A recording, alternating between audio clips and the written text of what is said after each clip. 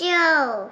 But you're no slouch, so it was really fun working with you. So doing the quick gist of this, so we look at here and we can see one thing for sure. I'm braking a little bit later in some areas. The areas that I'm not are just, it's me braking a little bit earlier so I can get the car's weight transfer set throughout the suspension, just communicating to the suspension, hey, I'm going to rotate the car at high speed, and it gives it enough time to transition.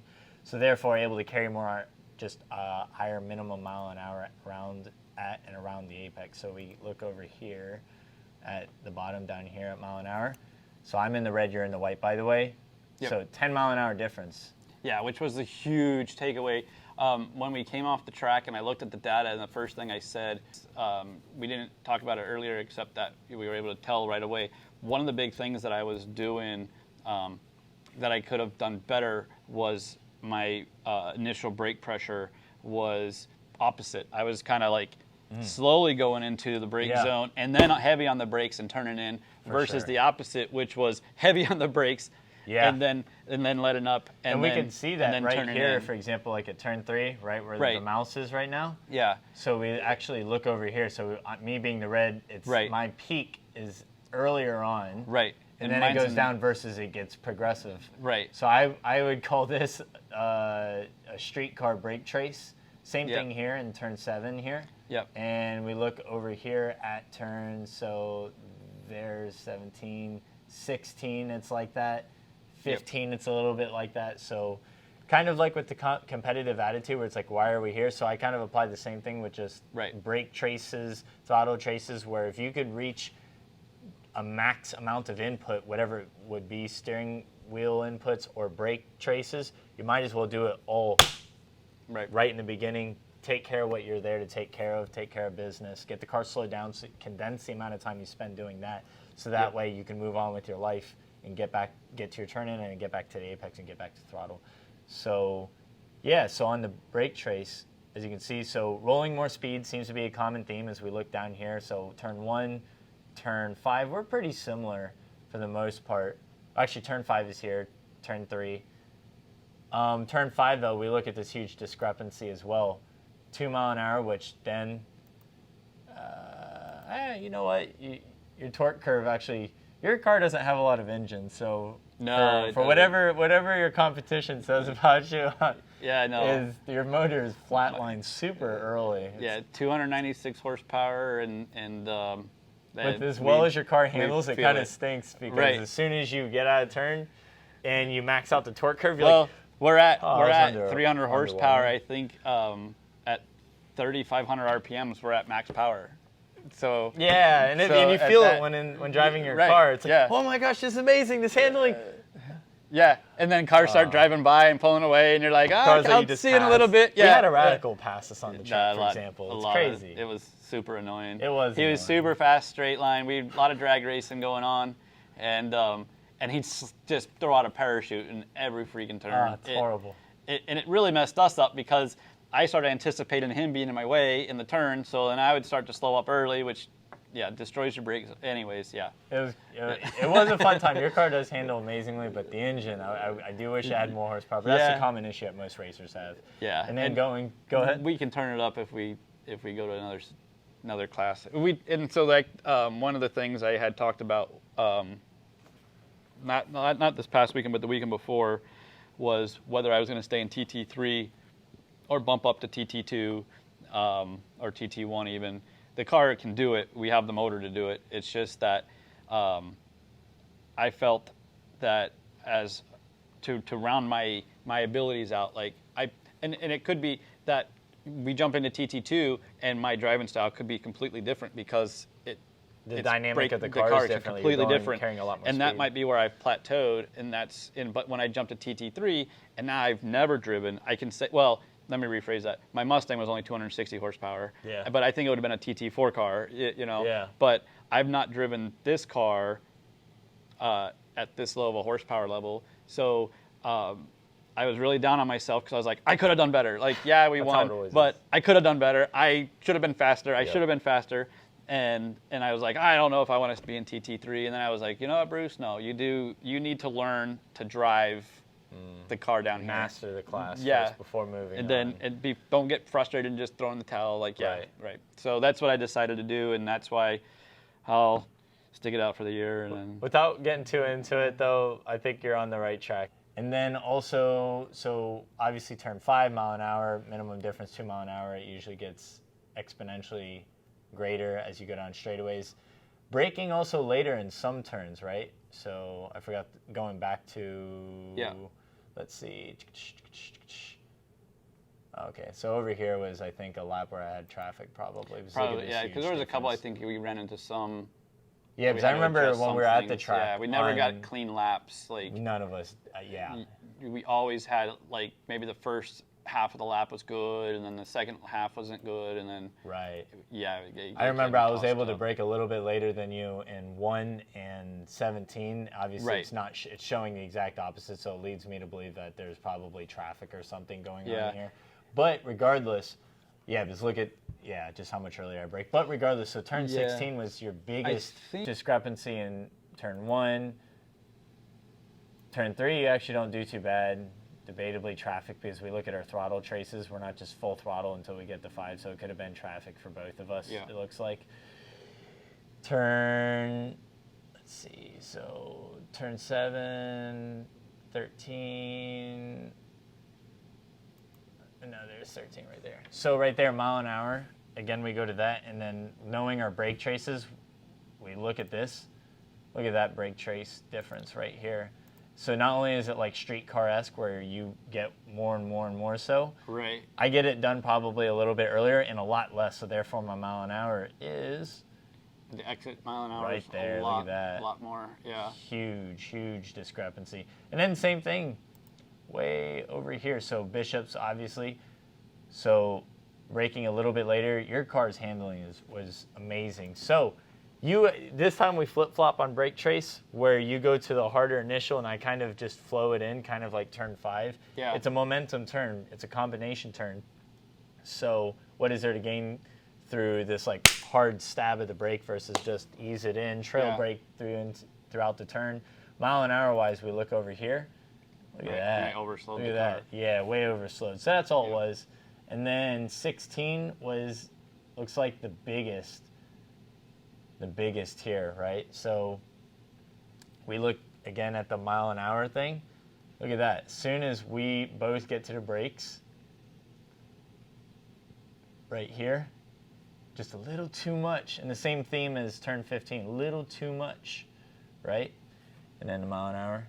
So minimum mile an hour throughout each, or a couple turns, such as turn 1, turn 5, turn 13, 15 and 16 is where it was lost. And of course we both had traffic, so I guess it's kind of an unfair thing to say.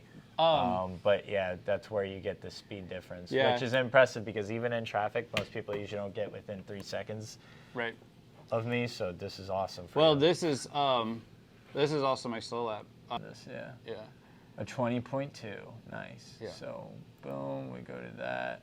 And that one's yours. Yeah. There we go. All right, now your brake traces are a lot more similar to mine. A lot similar to mine. Where was mine? Right here. Yep, you're red, and I should be white. There you go. Yeah. But now they're a lot more similar, right? Yeah. I have no clue what the traffic was on your thing, but I had pretty it clear data. Was it? Yeah, I had pretty clear laps with PDG that day. But yeah, you see like back over here at turn 4, where you look at the throttle trace, where mine's kind of a little bit up and down like a lift out of throttle. Right. You want to have it where you're going full throttle like you're doing on this day, 100% versus mine. And what's nice too, and one of the big things that I took away was this lap here, I had this is the second lap, I believe, of the session, and I had some Trans Am car behind me pushing me, and you always get pushed, you know what I mean? Yeah, and he was really pushing me, and I was like, oh, I gotta stay. And I knew he had way more power than I did, but you know how it goes. Yeah. So this lap he was pushing me, and then through turn 9, I gave him a point by, and that slowed me down a little bit. Yep. And then it pushed me. I kind of let him pass online. I didn't push him around. I just kind of stayed wide and let him come inside me, and I cut back behind him. But yeah, this day was pretty good for but it was old tires because we had those old tires until the last session. Did you so throw on they new were- tires? Only that last session that Really? had stickers on it, but we had the old tires all day. For some reason, I thought I remembered we stayed on the old ones for whatever reason. Up but- until session, the happy hour, we put them on just so I could heat cycle them to let them rest. I'm happy you didn't use I'm kind of, I'm entertained with the thought that you didn't do it. You know how every driver always has an excuse, like you hear me saying traffic, or I was gonna give my fastest, but then I realized I had to pit, or whatever. Yeah. You didn't say like, oh, well, I didn't have my hood on my car. Right. When we worked together, so I was a little bit slower. Yeah. The downforce wasn't there. The downforce was this. It was Your hood flew off the car. It was the second session, or no, the That was second lap of first the first session. session. The second lap. Yeah. No, it was the first lap. Second. Are you sure? I thought Yeah, remember I went it. back. Well, so it could have been. I don't know because the V-Box starts recording. I think it was the second at speed lap, because I think we did like the out lap, which is Right. green, Right. which I Right. was The out probably lap. running at like 7 to 8/10 probably, Right. and then as we come down the front stretch is when we lost the hood, which nobody's seen the footage yet. I talked about it and I showed them it, but I'll cut it in here. I'll show you guys the hood flying off. And no one had known about it. Like none of the corner workers had known about it, and it was sitting right on we're the talking in driver the line. car. We're talking in the car, and I'm like, I guess I should pit in. And like the funny thing is I told Ethan before, I was like, hey, if we want to just talk, we can talk. I have usually pretty good situational awareness, and I can ignore certain things, and usually I don't get flustered. And so my hood just flew off, and I slowed up a little bit because I didn't really know if I should be pitting in, if I didn't know the proper thing to do, because we weren't racing. It was a DE. Obviously, if it's a race, you Each run until you organization do. has its own rules. Sure. So I'm waiting to get meatballed. I'm waiting to get in trouble. So I'm like, I don't know if I should come in. I should stay. He's like, I'll just stay out. So I'm like, all right. When So we in just doubt, keep it out. Yeah. So we just lay in it and we go back out, or we just stay in it. We come back around and the hood is literally still on the track, in front of the corner workers on the other side of the wall, or flag worker, whatever you want to call him. He was in the corner, but the flag worker at the wall Was right on the other side it's of the sitting wall, there standing. like looking at it. Somehow and we're they didn't hear one it, lane off or no. of the thing, and I'm like, oh, there goes my hood, and we go back by it at 120 miles an hour. And the funny thing is, after it flew off, the first thing I thought was, great, second session of the day. Someone's gonna go. I've just eat spent it. so much money to be here. You know what I mean? I hired you. I have Danny down there. I've got the car down there. You know what I mean? Yeah. And the hood just flew off, and it's not a cheap hood because it's And AJ someone's Hartman about made to it eat for it, us. and then they're gonna plow Right. the wall Oh yeah. And I'm just like, oh my gosh, this has just turned into a nightmare. Like right off the bat. yeah, and yeah, that sucked. It was funny though. It gave me a laugh. Like, Yeah, I think that was the hood. It went so fast, dude. It did. was so It fast. did. I was like, I believe that was the hood, but I'm not really sure. yeah. And I was like, what just happened? But yeah, so that happened, and then no, they corner black workers flagged. asking the same They thing. black flagged the entire session. We just kind of pretend like it wasn't our hood, even though we didn't have a hood on the car. We just kind of tucked back in line. You probably didn't know any Yeah, difference and then they because- just waved us back out, and we stayed out the rest of the day with no hood on the car. No hood, looking just the way that it just does like now. that. Yeah. Awesome. So- Everyone thinks that we just had some crazy stuff going on with the engine. So, Not yeah. really. Our hood just blew off. It just we're just But race car stuff. race car stuff. What are you gonna do? But so the data didn't reflect it, and yeah. I'm glad you didn't so- try using it as an excuse, like, well, my hood flew off or whatever. Yeah, I could have been faster. Could have been faster. My predictive says. Yeah, I don't usually use predictive. Sometimes I'll look at predictive just to get like a reference point of like to push myself. Yep. But the reason I don't look at predictive, and maybe I'm wrong for not, is because I feel like you can fake predictive laps, because you could totally blow one section just to create a predictive lap. Entirely. And then be like, oh, whew, got that one It's down. not a realistic rolling lap. Right. Right. Yeah. And then so I take them with a grain of salt. Right. Like I look at it and like, okay, and if it seems reasonable, Right. because maybe there was lap traffic and you can see that there was lap traffic there, and you're like, okay, my normal is a 1.3 through this section, and I just ran a 2.6. Then obviously we know that predictive is good. I would say this is my opinion. Every coach has a different opinion. I think they're great, especially for if you're trying to get tenths out of a lap. Okay. But if you only have 3 laps and you go smash the ball out of the park, it's gonna give some unrealistic time. Yeah, I've seen that versus before. if you give it an accumulative amount of laps, it can put together a rolling lap with predictive, and your predictive is more realistic ballpark to what's Okay. actually achievable. Okay. All right. So- Yeah. And I think like even the predictive on this, I think if we go to section times, it'll show us a predictive on 0 at the top right. Keep going over, down. Were you looking on the? On the Oh, yeah. okay, yeah. I thought you So meant like up here on the bar. if we but scroll yeah. down on that left window, it'll give us like a simple predictive, which so I don't. Is that based off of session 2? So that was Electric. Chin, the session electric 2. lap, it would be what it's saying. So like the 2:18.4, which I think is realistic. I think your car could do it too. Remember I said when You we were said at that, the track, yeah, like a 217 or high something. 2, maybe a mid 217. I think Yeah. I felt realistically. Yeah. I mean, the car absolutely can do a 19. I have no Easy. doubt about that. Easy, Like, easy. I If we think- would have had no traffic, that would have been nice too. And Yeah. And I think even the day of I mean, you ran a 20.1 on a with traffic. with traffic, You know, with yeah. little traffic that we have data that show that That'd there be is nice. traffic. So. Yeah, and I was telling you my goal was like at least get an 18 just so you had for reference. For Yeah, I later. know that would have been awesome. That too. would have, but that good old excuse of I had traffic. This guy blocked me." Traffic! That guy blocked me. Just give me my point bar. At least you didn't hear me say like the typical pro driver thing to say is like I was only going 4/10. Yeah, I wasn't trying. Let me try next time. Let me try next time. Exactly. Exactly. So overused. Yep. And then, oh, wow, so you got kilometers going on down here, but we're going to get rid of that. Yeah. So we go back to mile an hour and such. But turn 17, right? So brake just a hair later. I like how you had less brake pressure, but I'm going to attribute that to probably better tires. Yeah, Like this the was. lack Oh of yeah, brake this is pressure the. needed. Well, was this the? We comparing the. Yeah, you're fastest from like Okay. last the- weekend or the PDG. No, that was event. the PDG. That was Friday before we met up. Here, but Yeah. we look over here and we compare this lap. We have the green, Right. so we got So this full-blown is- Italian colors going. And I on. also, though, I like to think is the difference though is I was driving the car with my old style to achieve that. You know what I mean? Yes. Like Yep. I achieved it with my old driving style, which was I was comfortable with. Yep. Which was what I attribute it to is making it work. You know what I Yeah. mean? But it wasn't. It doesn't mean that it was For the old card setup. For the old car setup. Yeah, and it's just Had how no I drove. horsepower. Yeah, and how I drove. You know, and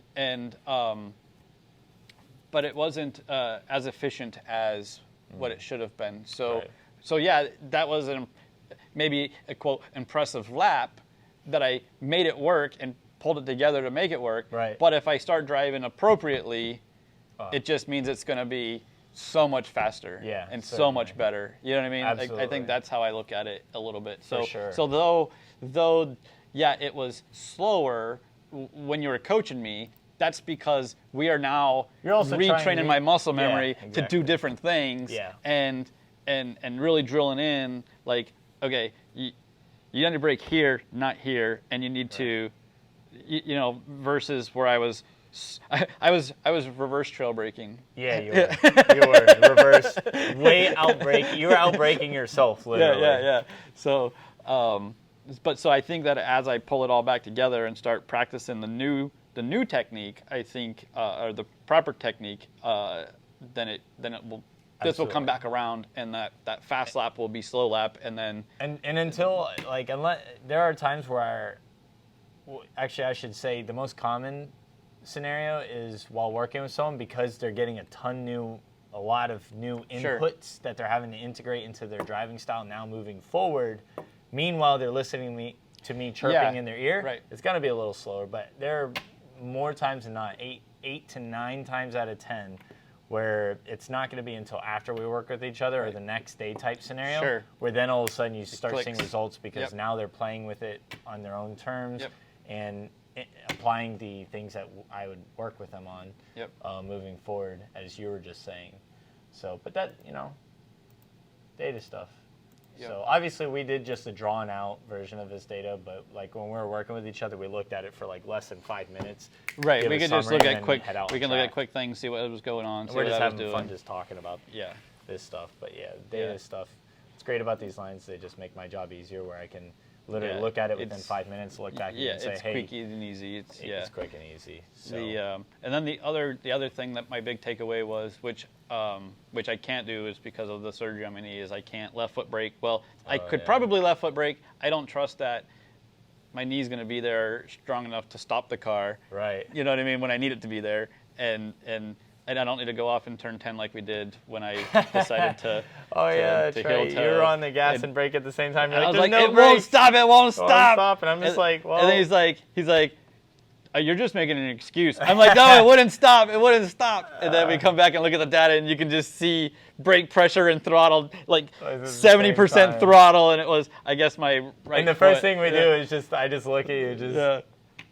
let's go back on. Yeah, What are we this doing is- here? this Looking is- at the brake pads and the brake Yeah. disc. Yeah, That was hilarious. we were really looking over the car like I had broke something, and cause I didn't know until we looked at data, and data probably saved us a lot of time and effort of chasing around what the hell just happened. Danny was So- probably pretty happy that Yeah, we had I this think data so. system, because imagine if we had him running around with this, like a chicken with his head cut We off. were Looking trying at to the brake figure it out. pads. Well, I don't know, like So- trying to make up random theories just Yeah. because we didn't understand. So I guess because we don't want to make the video too long and stuff, but what you can see is like we had a good experience, and the experience that you can have by hiring, not just even for a session, you might get something out of a session, but you get him for a full day, and he's there with you for the full day, and you learn a lot more. You've got a lot better camaraderie. You break through a lot of the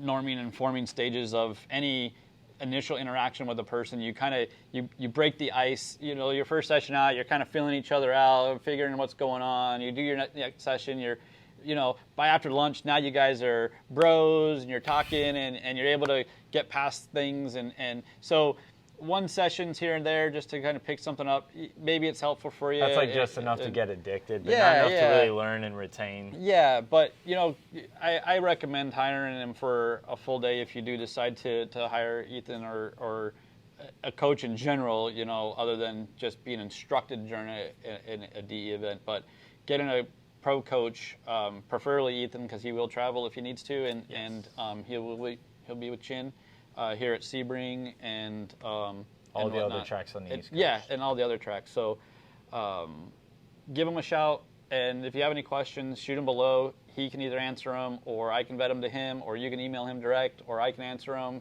or anything like that. And be sure to like, subscribe, share. And you got anything else? You said it. Cool. See you next time. Powered by your